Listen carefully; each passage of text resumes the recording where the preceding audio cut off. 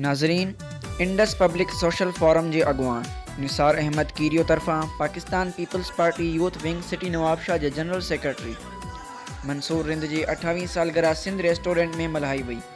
सालगिरह जो cake PP ज़िले अगवान मजहर मुहैसर, तालीम दोस्त मोहम्मद सालेह पीरजादो, लियाकत खोसो, निसार अहमद कीरियो, जुहैब जट, मंजूर लिगारी, रईस इनायतुल्ला जरदारी, मीर मेहर दाहिरी, सिकंदर कीरियो, इसरार जरदारी, अली बख्श बिरोही, निसार मेंगल, मुनव्वर लुंड, रईस सलाम बिरोही ऐं ॿियनि गॾिजी कटियो। तकरीब के खिताब कंदे अगवाननि चयो त पीपी अवामी पार्टी आहे। करोड़े नौजवान पंहिंजे चेयरमैन बिलावल भुट्टो ज़रदारी सां गॾु आहिनि। मुल्क में महंगाई अवाम खे पीही छॾियो आहे। हिननि चयो त कोरोना सबबि तालीम सख़्त मुतासिर थी आहे। अवाम जी दिलनि में पीपी अॼु बि ज़िंदा आहे। इन मौक़े ते नदीम जमाली, परवेज़ सूमरो, हकीम साहिब, अमीर अली ऐं ॿियनि पिणु ख़िताब कयो। वधीक तफ़सील ॾिसंदा SMC न्यूज़ रिपोर्ट कुर्बान उमरानी।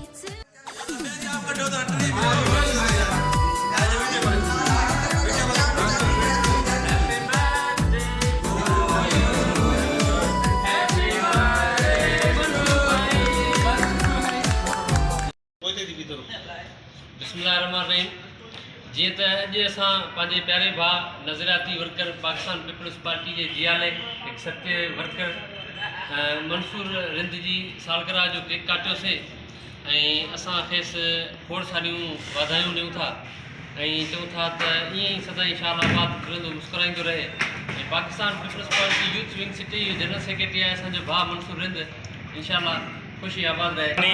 नाज़र निसार कीरियो साहब सॼी संगत हिन मुंहिंजो बर्थडे सेलिब्रेट कयो। सभिनी दोस्तनि जो ॾाढो शुक्र सॼी संगत गॾु थी हिते मंसूर जो हैप्पी बर्थडे असां मल्हायोसीं।